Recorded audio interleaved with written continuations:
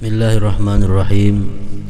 Alhamdulillahi rabbil alamin wa bihi nasta'in ala umurid dunya waddin.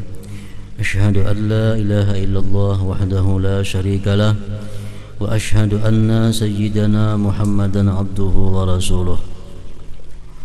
Allahumma salli wa sallim wa barik ala sayyidina Muhammadin wa ala alihi wa sahbihi ajma'in.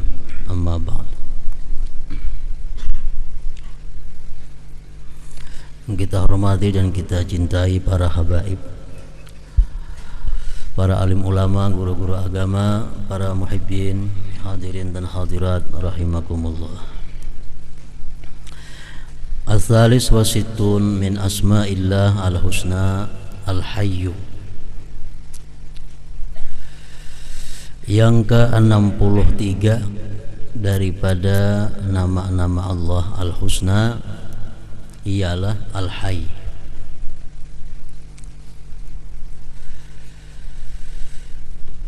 Wal mausufu bil hayat allati la yajuzu 'alaiha fana wala maut wala ya'tariha busurun wala ajzun wala ta'khudhuhu sinatu wala naum.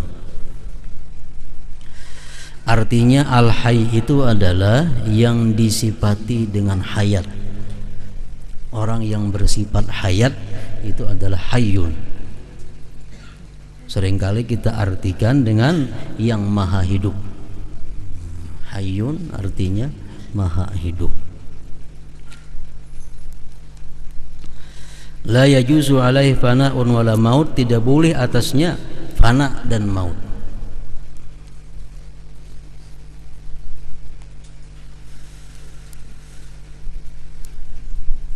Dan kita wajib mengimani, mengetikatkan bahwa hidupnya Allah itu bukan seperti hidupnya kita, birroh dengan roh. Nah, Allah hidup dengan hayat.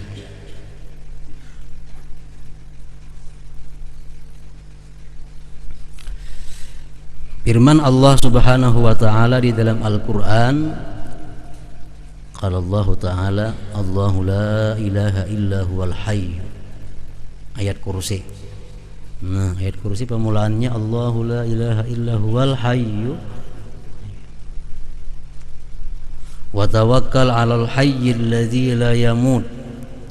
Wa tawakkal, bertawakal kamu, berserah kamu, 'alal hayy, atas yang maha hidup, alladzi la yamut, yang tidak mati.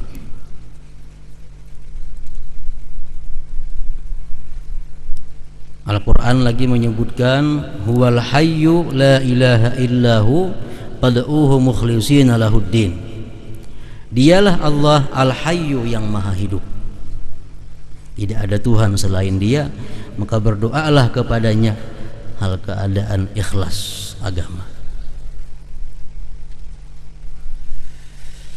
Para muhibbin rahimakumullah. Al-mu'min bismillahil hayy ayyakuna li khalqillahi nafi'an imma bi nafsihi aw bi ilmihi aw jahi aw malihi aw ghairiha, fa illam yakun nafi'an fa huwa mayyitun. Seorang hamba yang beriman dengan nama Allah Al-Hayy. Kita beriman bahwa Allah punya nama Hayyun, yang maha hidup. Nah, keimanan kita demikian akan membawa kita nafi'an li khalqillah, kita menjadi orang yang bermanfaat bagi makhluk Allah. Baik kita memberi manfaat kepada orang lain itu dengan diri kita, atau ilmu, atau jah, kedudukan, atau harta, atau yang lain-lainnya. Pokoknya bila mana kita hidup ini bisa memberikan manfaat kepada orang lain, itu berarti kita mendapat satu buah keimanan kepada Al-Hayyu, yang maha hidup. Fa illam yakun nafi'an fa huwa mayyit. Orang yang tidak bisa memberikan manfaat kepada orang lain itu sama dengan orang mati. Sama dengan orang mati. Membantu orang kada mau dengan tenaga, membantu orang kada mau dengan ilmu, membantu orang kada mau dengan kedudukannya, membantu orang kada mau dengan hartanya, ini mayit, ini orang mati. Nah, kalau kita hidup dan beriman kepada Al-Hayy, jadi orang yang bermanfaat bagi makhluk Allah Subhanahu wa taala. Qala Rasulullah sallallahu alaihi wasallam, khairun nas anfa'uhum linnas. Ujar Nabi kita, paling baik manusia itu adalah orang yang paling bermanfaat bagi manusia. Makin banyak kita memberikan manfaat kepada manusia, makin baik kedudukan kita di sisi Allah Subhanahu wa taala. Nah, para ulama pensyarah hadis tersebut menjelaskan, menguraikan maksudnya dengan sebaik-baik manusia adalah orang yang paling bermanfaat bagi manusia. Yang pertama di situ adalah al-anbiya wal mursalin, para rasul dan para nabi. Ini nabi-nabi, rasul-rasul, itu manusia-manusia yang paling bermanfaat bagi manusia lainnya. Karena dengan sebab nabi dan rasul kita mengenal Tuhan. Dengan sebab nabi dan rasul kita mengenal hukum-hukum agama yang membawa keselamatan dunia dan akhirat. Nah, kemudian yang nomor 2, sesudah para rasul, orang yang paling bermanfaat bagi manusia itu adalah al-imamul adil. Dalam kitab Faidul Qadir disebutkan demikian, yang menduduki yang nomor 2 adalah al-imamul adil. Imam, pemimpin yang adil. Nah, ini bukan main. Pemimpin yang adil ini adalah orang yang paling baik selama dia berfungsi sebagaimana mestinya. Banyak pujian-pujian dan keutamaan-keutamaan imam yang adil ini yang disampaikan oleh Rasulullah sallallahu alaihi wasallam. Sebab dengan imam yang adil kita bisa beribadah, kita bisa berusaha, kita bisa guring nyaman, kita bisa bergaul dengan tenang. Nah, semua itu adalah berkat daripada imam yang adil. Jadi menduduki peringkat kedua manusia yang paling bermanfaat bagi manusia adalah imam yang adil. Seperti disabdakan oleh Rasulullah sallallahu alaihi wasallam tentang keutamaan imam yang adil ini adalah, ujar Nabi kita, salah satu la turaddu da'watuhum. Ada 3 kelompok manusia yang doanya tidak ditolak oleh Allah. Salah satunya adalah al-imamul adil, imam yang adil. Dalam hadis lagi Rasulullah menyatakan, yaumun min imamin adilin afdalu min ibadati sittina sanah. Satu hari hidupnya imam yang adil ini lebih afdal di sisi Allah daripada ibadah kita 60 tahun.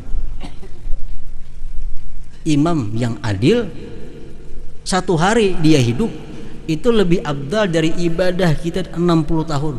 Malam beribadah, siang puasa, 60 tahun sedemikian kita lakukan, cuma sehari oleh imam yang adil nilai.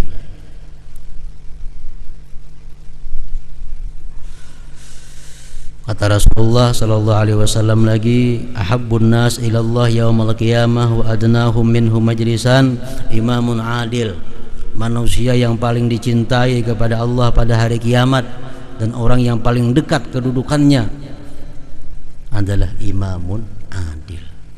Nah, ini imam yang adil. Ini manusia yang paling bermanfaat bagi manusia yang lain. Nah, para muhibbin rahimakumullah, apa yang dimaksud dengan imam yang adil ini? Kayak apa imam yang adil ini? Begitu mulianya di sisi Allah dan Rasul. Imam yang adil ini adalah secara umum orang yang mempunyai kekuasaan, orang yang punya wewenang, yang mengatur rakyat. Jadi presiden itu bisa disebut imam. Gubernur bisa disebut imam, bupati bisa disebut imam, karena dia punya kekuasaan untuk mensejahterakan rakyatnya. Nah, para muhibbin rahimakumullah, imam yang adil itu sekada-kadanya oleh para ulama mengatakan memenuhi 4 perkara.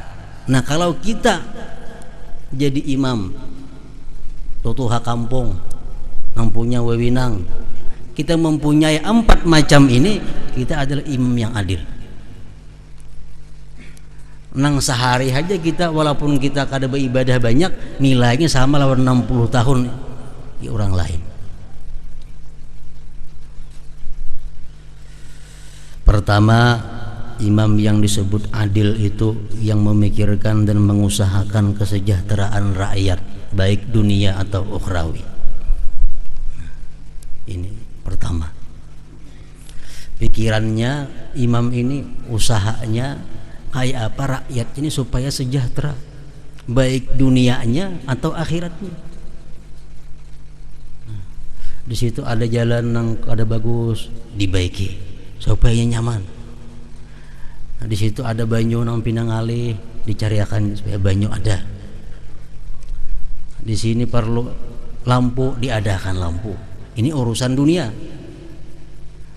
Agamanya pun diperhatikan. Nah, ini adalah satu di antara 4 macam orang yang disebut imam yang adil itu, memperhatikan, memikirkan dan mengusahakan kesejahteraan rakyat.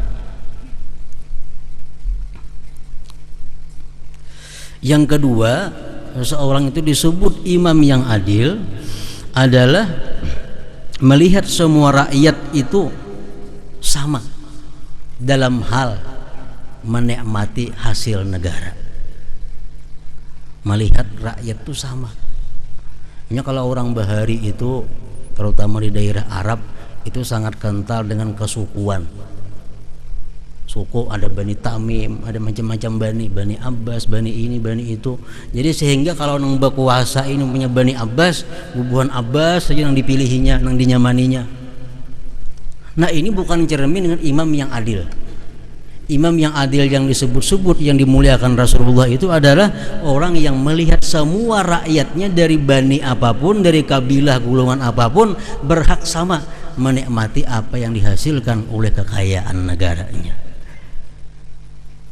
Nah, ini artinya imam yang adil, kada berpilih. Yang ketiga, yang memberikan rasa aman dan tentram kepada rakyatnya. Yang keempat, yang mementingkan urusan agama dalam daripada urusan-urusan yang lainnya. Nah, ini 4 macam sekurang-kurangnya kriteria imam yang adil itu. Mementingkan urusan agama itu maksudnya kayak apa? Ini seorang pemimpin hendak maulah nang apakah, memutuskan perkara apakah, dipikirkan dahulu hukum agamanya kayak apa, manfaat agamanya kenapa. Misalnya pemimpin, pembakal, ada kekuasaan, beulah tempat, gedung, pikirkan untuk agama manfaatnya ini apa. Gedung ini dibangun, gedung ini diulah, urusan agama kayak apa. Nah, bila cucuk lawan agama, hanyar dibangun. Ada keputusan nangka ini, itu dahulu agama, cucuk pada lawan agama. Kalau cucuk, hanya keputusan diputuskan. Nah, itu pemimpin yang adil, yang sangat dimuliakan oleh Allah dan Rasulnya. Nah, jadi manusia yang paling bermanfaat adalah pertama para nabi, yang kedua para imam yang adil, yang ketiga adalah al-alimul mursyid, orang alim yang mau membimbing. Nah, orang alim yang mau membimbing.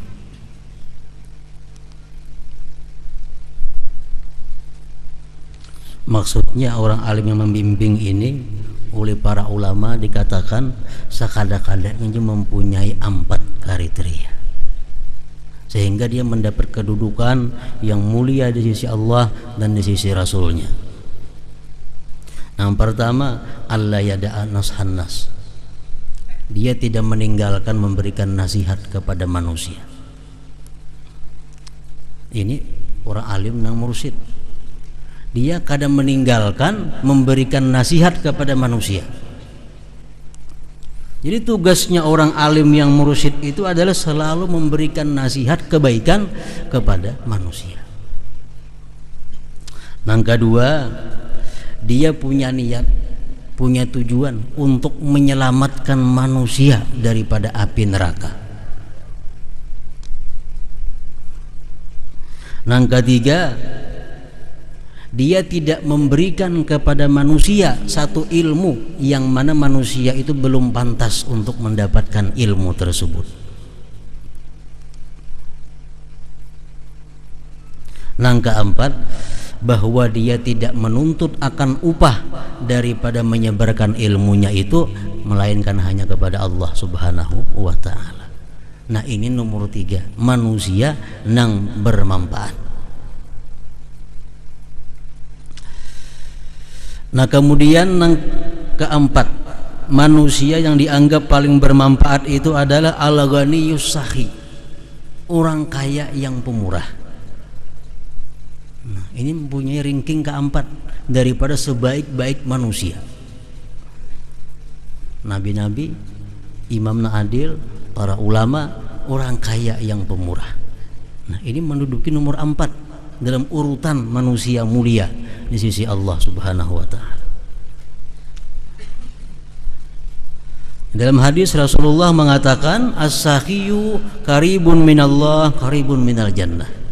Orang yang pemurah itu adalah orang yang dekat dari Allah, dekat dari surga. Lawan Allah parak, lawan surga parak. Bahkan ada hadis lain yang mengatakan al-jannah darul askhiya. Surga itu adalah negerinya orang-orang yang pemurah.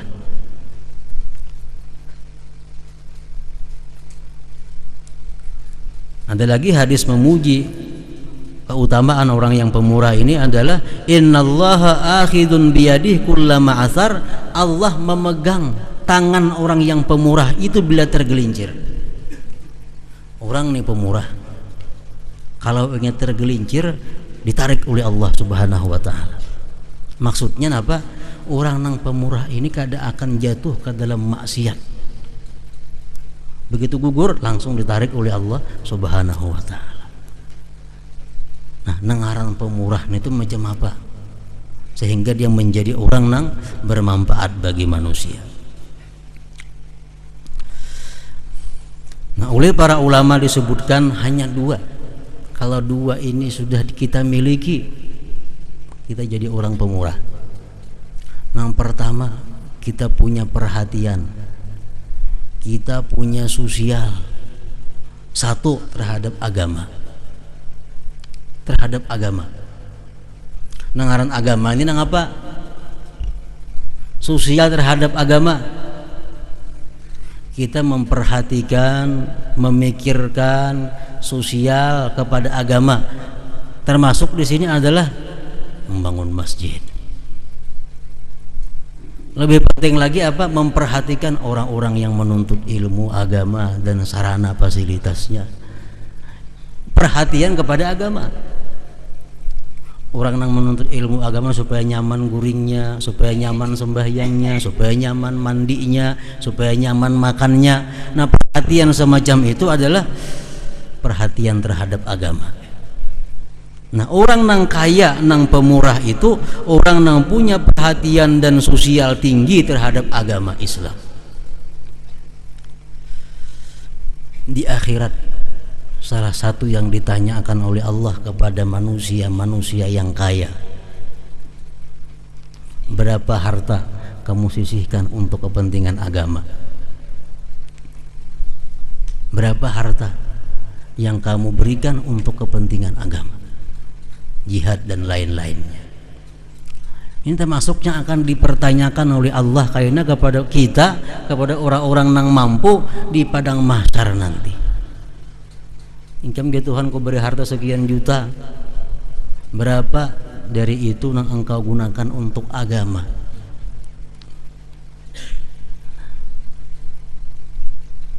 Kalau engkau mendapat duit 1 juta, berapa untuk agama? Nah, itu akan dipertanyakan oleh Allah Subhanahu wa ta'ala. Yang kedua, orang yang kaya pemurah itu adalah orang yang punya perhatian dan sosial yang tinggi kepada du'afaul muslimin, kepada orang-orang muslim yang lemah. Nah, orang muslim yang lemah termasuk anak-anak yatim, orang-orang fakir, orang-orang miskin. Itu pun akan ditanya oleh Allah Subhanahu wa ta'ala. Sampai di Quran disebutkan, ara'aital ladzi yukadzibu biddin fadzalikal ladzi yad'ul yatim wa la yahuddu 'ala ta'amil miskin.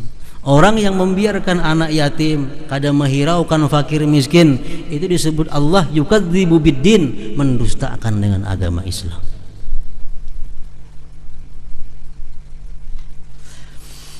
Para muhibbin rahimakumullah. Jadi kembali kita kepada yang di atas, bahwa khairun nas anfa'uhum linnas. Manusia yang paling baik itu adalah manusia yang paling bermanfaat bagi manusia yang lainnya. Selain daripada Rasul, selain daripada pemerintah, selain daripada ulama, selain daripada orang kaya, banyak lagi golongan-golongan yang bisa memberikan manfaat kepada sesamanya. Tukang bisa memberikan manfaat kepada manusia.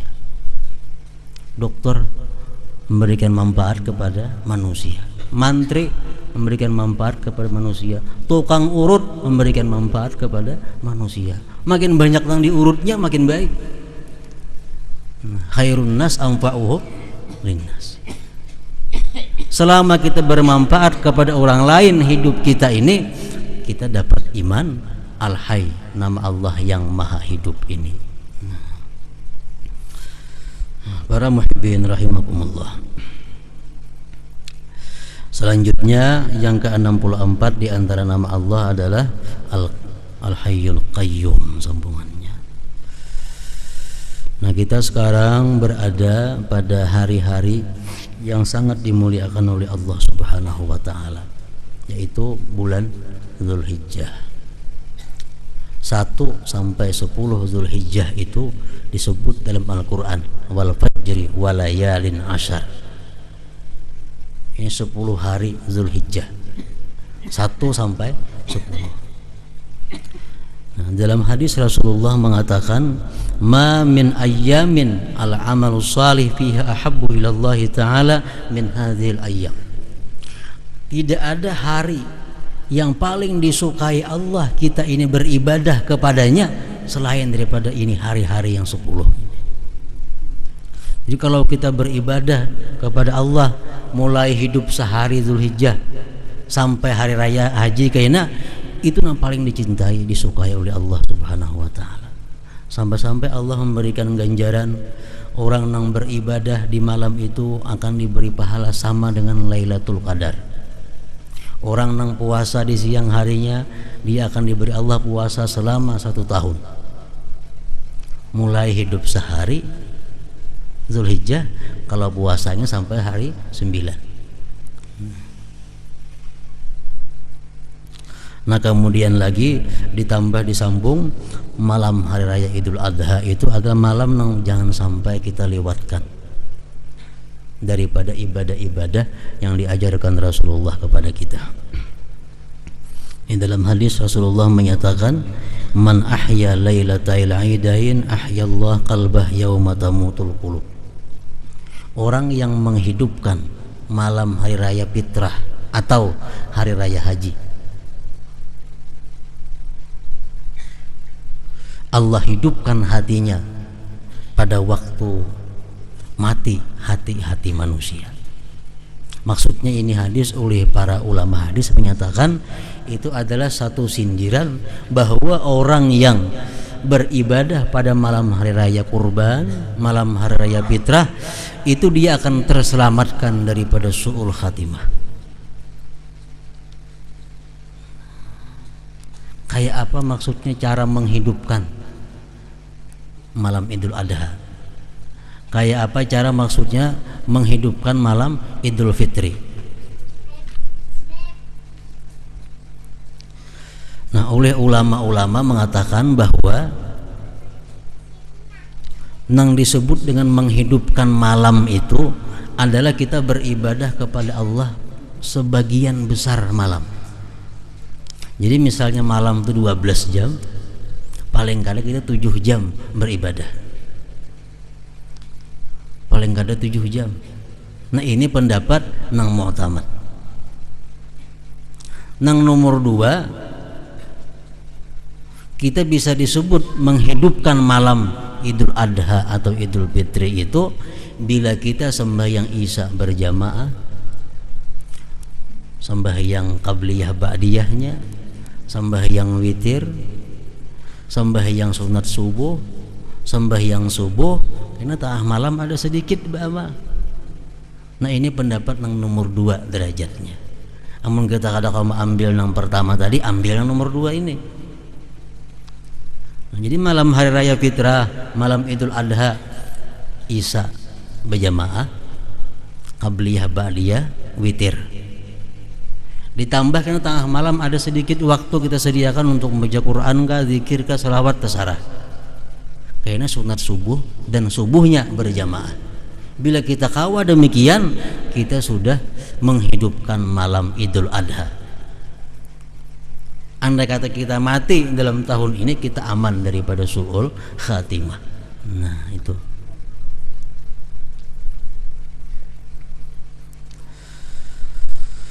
Nah, kemudian malam Selasa yang berikutnya kita libur, kita pray karena malam hari raya dan siangnya banyak nang puasaan. Jadi kita liburkan kegiatan kita malam Selasa berikutnya, dan siang hari raya insya Allah seperti biasa salat Id Idul Fitri di sini jam 7 pagi di lokasi karena banyak kurbanan. Lain hal dengan Idul Fitri, itu banyak yang berfitrah dilandungi sembahyang Idul Fitri. Kalau hari raya kurban ini jangan kawas 6:30. Nah, karena supaya luas waktu untuk menyembelih hewan kurban itu. Marilah bersama-sama kita membaca Al-Fatihah kembali kepada kawan-kawan kita, saudara-saudara kita yang menunaikan ibadah haji, agar mereka dapat kemudahan, keselamatan, kesehatan dan haji yang mabrur. Ila hadratin Nabi sallallahu alaihi wasallam. Al-Fatihah.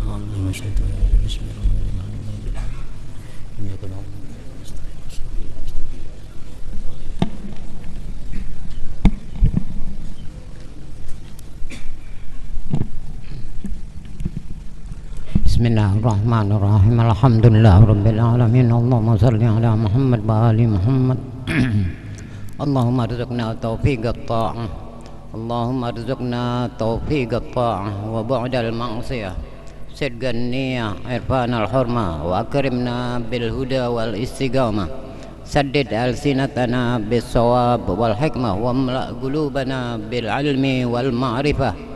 طهر بطوننا من الحرام والشبهة واكفف أيدينا عن الظلم والسرقة واغضض أبصارنا عن الفجور والخيانة واسدد أسماعنا عن اللغو والغيبة وتفضل على علمائنا بالزهد والنصيحة وعلى المتعلمين بالجهد والرغبة وعلى المستمعين بالاتباع والموعظة وعلى مشايخنا بالوقار والسكينة وعلى موتى المسلمين بالشفاء موتى المسلمين بالرحمة والرأفة وعلى المرضى المسلمين بالشفاء والراحة وعلى الفقراء بالصبر والقناعة وعلى الأغنياء بالتواضع والسعة وعلى الأمراء بالعدل والشفقة وعلى الرعية بالإنصاف وحسن السيرة.